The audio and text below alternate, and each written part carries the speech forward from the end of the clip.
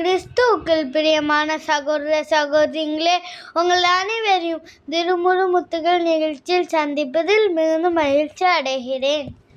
இரத்தம் சிந்துதல் இன்றி பாவ மன்னிப்பு இல்லை. எபிரேயர் 9 அதிகாரம் 22 உண்மையில் திருச்சட்டத்தின்படி ஏறக்குறைய எல்லாமே இரத்தத்தினால் தூய்மையாக்கப்படுகின்றன. இரத்தம் சிந்துதல் இன்றி பாவ மன்னிப்பு இல்லை. பிரியமானவர்களே, இயேசு கிறிஸ்து நமக்காக சிலுவையில் சிந்தின இரத்தம் விலையேற பெற்ற இரத்தமாகும். அது நமக்காக பரிந்து பேசுகிற இரத்தமாகும். பழைய ஏற்பாட்டு காலங்களில் காளைகளின் இரத்தத்தினாலும் ஆட்டுக்கிடாய்களின் இரத்தத்தினாலும் பாவம் போக்கும் பலியை செலுத்தினர். ஆனால் இயேசு நமக்காக இரத்தம் சிந்தி நம்மை எல்லா பாவத்தினின்றும் மீட்டார். இரத்தம் சிந்துதல் இல்லாமல் பாவ மன்னிப்பு இல்லை. எனவே மாசுமறுவற்ற தேவ ஆட்டுக்குட்டியாக இயேசு நமக்காக இரத்தம் சிந்தினார். நாம் இயேசுவின் இரத்தத்தால் சாத்தானை ஜெயிக்கலாம். அவருடைய இரத்தம் வல்லமையுள்ளது.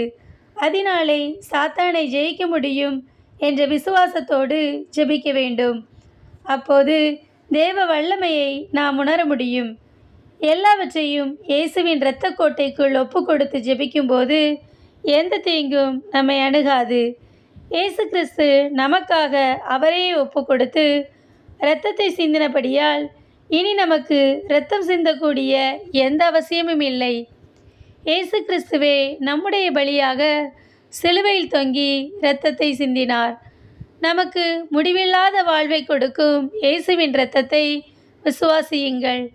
அதனால் உண்டாகும் நன்மைகளை பெற்று மகிழுங்கள். அன்பு இறைவா, எமக்காக பாரச் சிலுவையிலே பலியானீரே. உமது அர்ப்பணிப்பின் மகத்துவத்தை உணர்ந்து நாங்களும் இந்த தவக்காலத்திலே பாவத்தை விட்டு மனம் திரும்பி உம் பிள்ளைகளாக வாழ எங்களுக்கு உதவி செய்யும் இறைவா. ஆமென்.